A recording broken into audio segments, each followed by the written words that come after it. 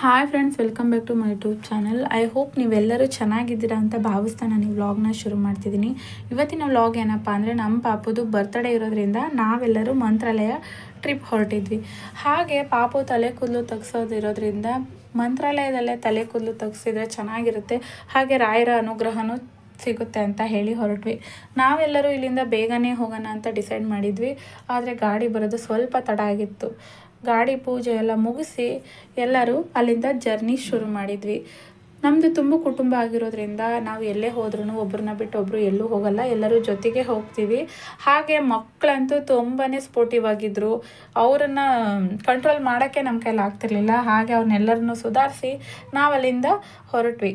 ನಾವು ಒಂದು ಸ್ವಲ್ಪ ದೂರ ಊರು ಬಿಟ್ಟ ತಕ್ಷಣ ರೋಡ್ ಸೈಡಲ್ಲೇ ಆಂಜನೇಯ ಟೆಂಪಲ್ ಇದೆ. ಆ ಟೆಂಪಲಿಗೆ ಯಾರೇ ಆದ್ರೂ ಫಸ್ಟು ಪ್ರಯಾಣ ಶುರು ಮಾಡಿದ ತಕ್ಷಣ ಪೂಜೆ ಸಲ್ಲಿಸಿನೇ ಹೋಗೋದು.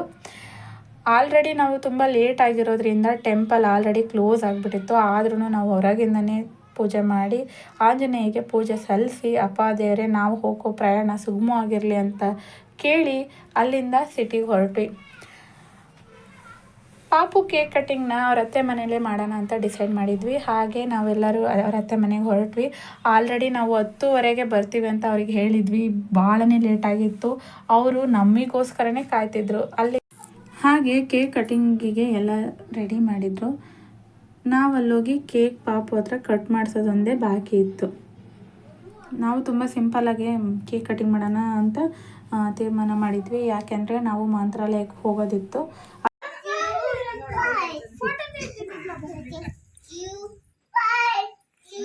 ಬೆಳಕಲ್ಲ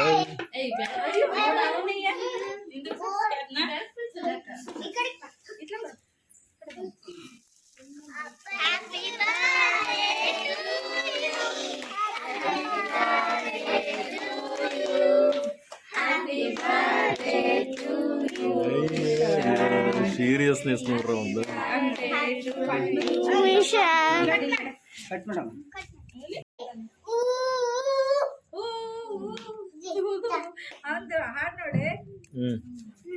ಹ್ಯಾಪಿ ಬರ್ತ್ಡೇ ಅಂತ ಅಂತಿದ್ದನು.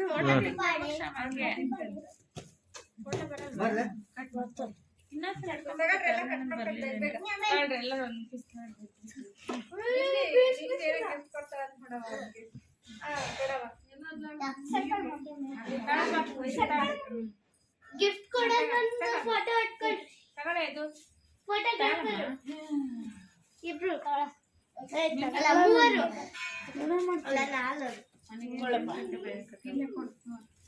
ಪಾಪು ತಿನ್ನಿಸ್ರಲ್ವ, ಬೇಡ ಬಿಡ್ರಿ, ಜಾಸ್ತಿ ತಿನ್ನಿಸ್ಬಿಡ್ರಿ ಅವ್ನಿಗೆ. ಸುಮ್ಮನೆ ಹಂಗೆ ಹಿಡ್ಕೊಳ್ರಿ. ಇರೋದ್ರಿಂದ ಪಾಪುದು ಕೇಕ್ ಕಟ್ಟಿಂಗ್ ಎಲ್ಲ ಮುಗಿಸಿ ನಾವು ಅಲ್ಲಿಂದ ಬೇಗನೆ ಹೊರಡಬೇಕಾಗಿ ಬಂತು.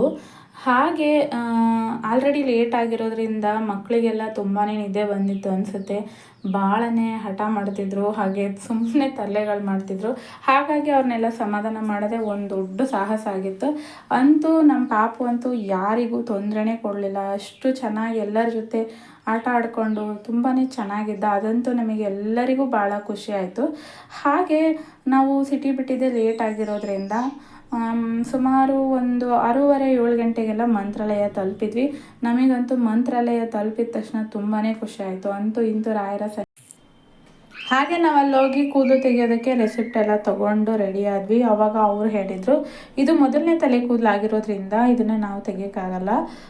ಅವ್ರ ಮಾವನ ಕೈಯಲ್ಲಿ ಸ್ವಲ್ಪ ತಲೆ ಕೂದಲು ತೆಗೆಸಿ ಶಾಸ್ತ್ರ ಮಾಡಿಸಿದ್ರೆ ಅದಾದಮೇಲೆ ನಾವು ಕೂದಲನ್ನು ತೆಗಿತೀವಿ ಅಂತ ಹೇಳಿದರು.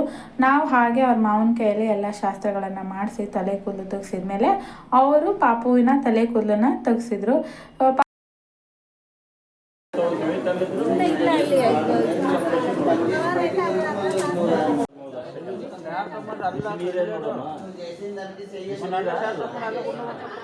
ಇನ್ನೊಬ್ರು ಬರ್ರಿ, ಆಮೇಲೆ ಇನ್ನೊಬ್ರು ಯಾರೋ ಬರ್ರಿ, ಕೊಡು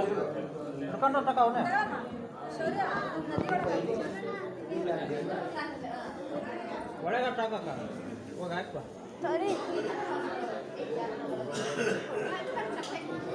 ಮಾರಿ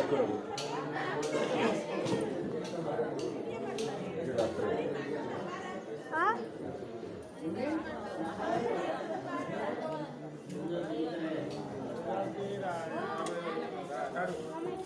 ಒಳಗೆ ಹಾಕಿ ಹೋಗೋಣ.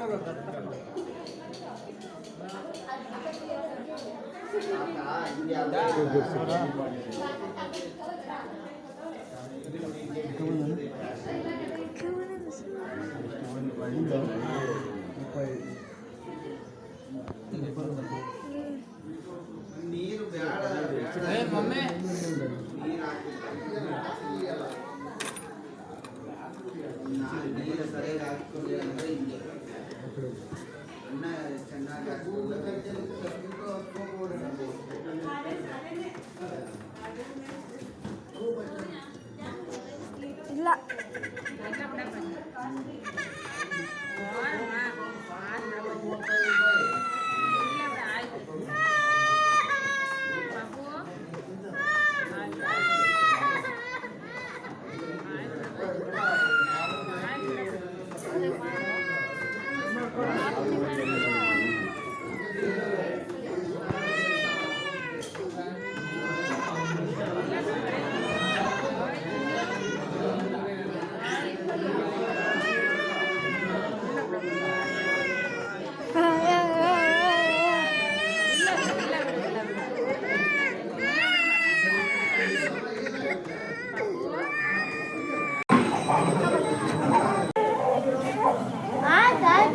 ಆಯ್ತು.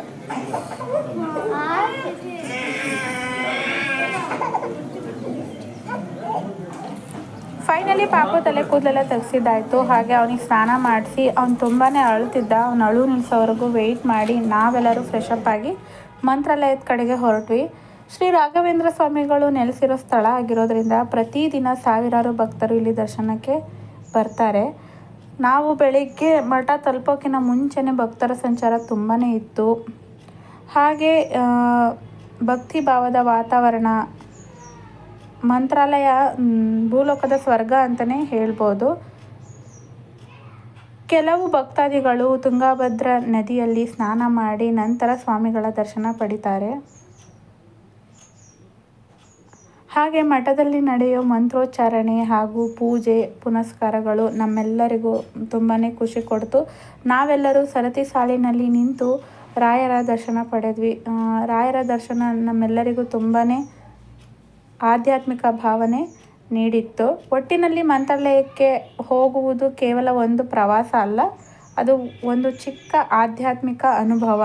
ನೀವೆಲ್ಲರೂ ಇನ್ನೊಮ್ಮೆ ಮಂತ್ರಾಲಯಕ್ಕೆ ಭೇಟಿ ನೀಡಿಲ್ಲ ಅಂದರೆ ಒಮ್ಮೆ ಖಂಡಿತವಾಗಿ ಭೇಟಿ ನೀಡಿ. ಈ ದೈವಿಕ ಅನುಭವವನ್ನು ನೀವು ಸಮೇತ ಅನುಭವಿಸಿ. ನಮ್ಮ ವಿಡಿಯೋ ನಿಮಗೆ ಇಷ್ಟವಾದರೆ ಲೈಕ್ ಮಾಡಿ, ಶೇರ್ ಮಾಡಿ, ನಮ್ಮ ಚಾನಲನ್ನು ಸಬ್ಸ್ಕ್ರೈಬ್ ಮಾಡಿ. ಧನ್ಯವಾದಗಳು.